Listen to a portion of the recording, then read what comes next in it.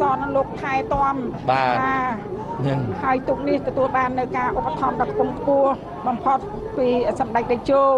ចាប្រធានប្រសិទ្ធិនិងសម្ដេចគតិព្រឹទ្ធបណ្ឌិតចាដែលលោកចាហើយទូកនេះស្ថិតនៅក្នុងស្រុកភូមិរបស់សម្ដេចផងបាទហើយមានប្រវត្តិដ៏អស្ចារ្យបាទមានប្រវត្តិតាំងពីចំនួនលោកឪពុកបាទមានប្រវត្តិអស្ចារ្យណាស់តែទូកក្រាំងយើងនេះក៏ទទួលបានការឧបត្ថម្ភពីសម្ដេចតេជោនិងសម្ដេចគតិព្រឹទ្ធបណ្ឌិតនិងសម្ដេចបវរធម្មដីនិងលោកជំទាវបណ្ឌិតដែរចាតាមរយៈនៃការបាទឧបត្ថម្ភគ្រប់គ្រងបាទនេះគឺវាអាដាមបាទទីសគុណតំណាងរាជមណ្ឌលខេត្តកណ្ដាលចាអរគុណគ្រប់អរគុណណាស់អាដាមទីសគុណឲ្យលោកតែងតែយកចិត្តទុកដាក់ជាមួយនឹងការឧបត្ថម្ភទូកចាគ្រប់អរគុណឥឡូវយើងបន្តទស្សនាបាទសម្ព័ន្ធភាពដូចគ្នាល្អណាស់បាទពណ៌ក៏ស្រស់គ្នាបើខ្ញុំចាំមិនច្បាស់ទេបាទចម្ប៉ាពីបើសិនជានាងខ្ញុំចាំមិនខុសមិនទេដោយសារអានបាទចាំថាចាំមិនច្បាស់បានន័យថាសពិចសពិលបាទចាំមិនខុសគឺត្រូវចាបើសិនជានាងខ្ញុំចាំមិនខុសទេបាទទូកអញ្ជើញមកពីខេត្តកំពង់ធំទទួលបានការឧបត្ថម្ភពីសម្ដេចអគ្គមហាសេនាបតីតេជោចំណែកឯខ្សែទឹកខាងក្រៅនេះល្អណាស់បងអើយសម្រាប់តេជោសែនជ័យសម្រាប់តេជោសែនជ័យនេះល្អណាស់ទូកនេះល្អណាស់លើដាច់បាត់ហើយដាច់ហើយអ្នកអញ្ជើញបាទអញ្ជើញវិជ័យរាំងសីវត្តវិជ័យរាំងសីបងប្អូនបងសានសុខៀវអញ្ជើញនឹងយ៉ាងម៉េចដោះធន់នឹងទឹកណាស់សព្វភាពអញ្ជើញនឹងល្អណាស់បាទការវិថ្មីខេត្តកណ្ដាលនេះប្រជែងគ្នាជាមួយរតនកុមារតេជោសែនជ័យបាទទទួលបានការឧបត្ថម្ភពីសម្ដេចអគ្គមហាសេនាបតីតេជោហ៊ុនសែននិងសម្ដេចគតិព្រឹទ្ធបណ្ឌិតបាទល្អណាស់យើងខ្ញុំជាអ្នកកីឡាវិញគឺมันអាចបំភ្លេចគុណដាច់ខាតតែម្ដងចំពោះគុណូបការៈដ៏ថ្លៃថ្លាបំផុតពោពេញទៅដោយព្រំវិហារធម៌មកលើយើងខ្ញុំគឺសម្ដេចអគ្គមហាសេនាបតីតេជោហ៊ុនសែននិងសម្ដេចគតិព្រឹទ្ធបណ្ឌិតមុនីហ៊ុនសែនផ្នែកកីឡារបស់យើងជាពិសេសអ្នកកីឡាហើយនាងខ្ញុំប្រាក់សំខាន់ពីសម្ដេចតេជោបាទហ៊ុនសែននិងសម្ដេចគតិព្រឹទ្ធបណ្ឌិតបាទមុនីហ៊ុនសែនបាទទូកល្បីណាស់មកពីអញ្ជើញវត្តវិជ័យរាំងសីពុកអស័យខេត្តកណ្ដាលបាទខ្សាច់កណ្ដាលខេត្តកណ្ដាលលើដាច់ទៀតហើយ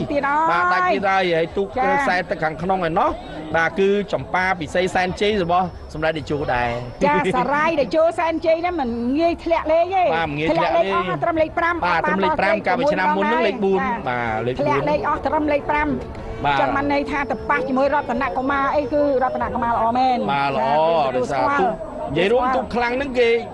ថាឆ្នាំនេះគេទៅឆ្នាំនោះទូកនេះឆ្នាំនេះទូកនោះចែកគ្នាឈ្នះបាទដូចរបៀបថារបូតបច្ចេកទេសបន្តិចបន្តួចទៅណាចាតាមប៉ិតទូកទាំងពីរនេះ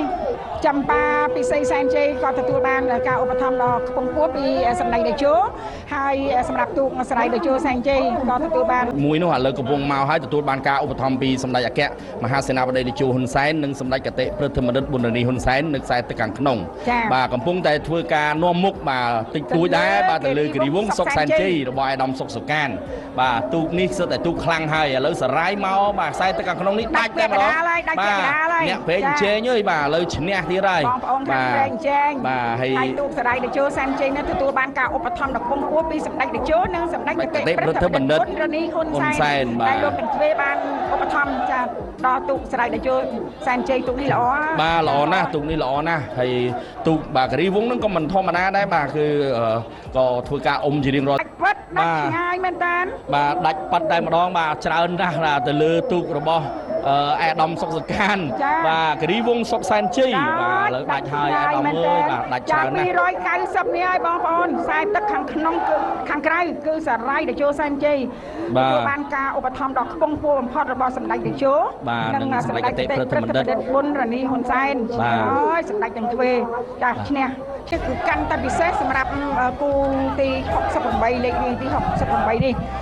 សារាយតេជោសែនជ័យគឺជាទូកដ៏ល្បីល្បាញមកពីខាងវត្តវិជ័យរាំងសីដែលទទួលបានការឧបត្ថម្ភដ៏ខ្ពង់ខ្ពស់ពីសម្ដេចអគ្គមហាសេនាបតីតេជោហ៊ុនសែននិងសម្ដេចគតិព្រឹទ្ធបណ្ឌិតប៊ុនរនីហ៊ុនសែន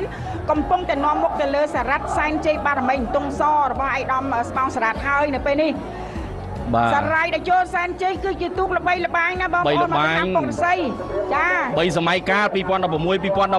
2019ឥឡូវនេះយើងឃើញថា2ថ្ងៃនេះល្អណាស់លទ្ធផលបាទបន្ទូចូលលេខ1ឥឡូវនាំមុខហើយបាទទៅលើបាទសារ៉ាត់សែនជ័យបាទរមីអន្ទង់សរបស់ឯកឧត្តមចាស្បង់សារ៉ាត់អញ្ចឹងសម្រាប់សរាយតេជោសែនជ័យដែលទទួលបានការឧបត្ថម្ភដ៏ខ្ពង់ខ្ពស់បំផុតពីសម្ដេចតេជោនិងសម្ដេចគតិព្រឹទ្ធចាហើយសម្រាប់ពីនេះទូកនេះបាន1000ម៉ែត្រទេនៅសល់តែ200ម៉ែត្រទៀតទេចាប់យោងដល់កងពាន់ទីផ្ដាច់ព្រាត់យើងខ្ញុំអាចជម្រាបជូនបានសម្រាប់ជើងទី2សរាយតេជោសែនជ័យ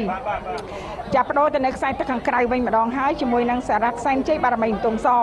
បាទចាបាទយើងឃើញការផ្ដិតយករូបភាពតាមចក្រទូរទស្សន៍ជាតិបានបង្ហាញឃើញថាខ្សែទឹកខាងក្រៅសរាយតេជោសែនជ័យបាទរបស់សម្ដេចអគ្គមហាសេនាបតីតេជោហ៊ុនសែននិងសម្ដេចគតិព្រឹទ្ធមនិតនឹងកំពុងតែនាំមុខហើយមានព្រៀបទិញទួចហើយចាសារ៉ាត់សែនជ័យបារមីអន្ទង់សដែលនៅខ្សែទឹកខាងក្នុងរបស់ឯកឧត្តមស្បង់សារ៉ាត់ចាការពីជើងទី1សរាយតេជោសែនជ័យទូកនេះគឺមានគេឈ្មោះល្បីល្បាញណាមកពី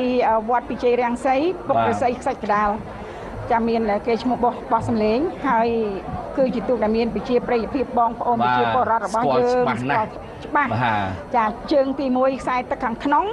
ទទួលបានជ័យជំនះមួយជើងរួចហើយបងប្អូនក៏បានជ្រាបហើយដែរសរាយតេជោសែនជ័យទទួលបានការឧបត្ថម្ភដ៏ខ្ពង់ខ្ពស់ពីសម្ដេចអគ្គមហាសេនាបតីតេជោហ៊ុនសែននិងសម្ដេចគតិព្រឹទ្ធបណ្ឌិតប៊ុនរ៉ានីហ៊ុនសែនបាទឥឡូវនេះសារ៉ាត់សែនជ័យបារមីអន្ទង់សខ្សែទឹកខាងក្នុងតាមហើយរបស់ឯកឧត្តមស្បង់សារ៉ាត់បាទរបស់ឯកឧត្តមស្បង់សារ៉ាត់សិនតែទូកខ្លាំងបាទសារ៉ាត់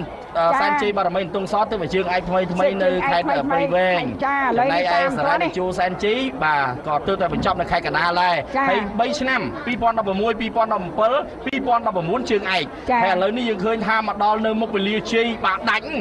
បាទចាអត់តោងទេសំទោសសារ៉ាត់តេជោសែនជ័យអូយល្អណាស់បងហើយទេដាច់ហើយចាលេខ290នេះហើយគឺជាទូកដែលមានឈ្មោះថាសរាយតេជោសែនជ័យទទួលបានការឧបត្ថម្ភដ៏ខ្ពង់ខ្ពស់ពីសម្ដេចអគ្គមហាសេនាបតីតេជោហ៊ុនសែននិងសម្ដេចគតិព្រឹទ្ធបណ្ឌិតប៊ុនរ៉ានីហ៊ុនសែន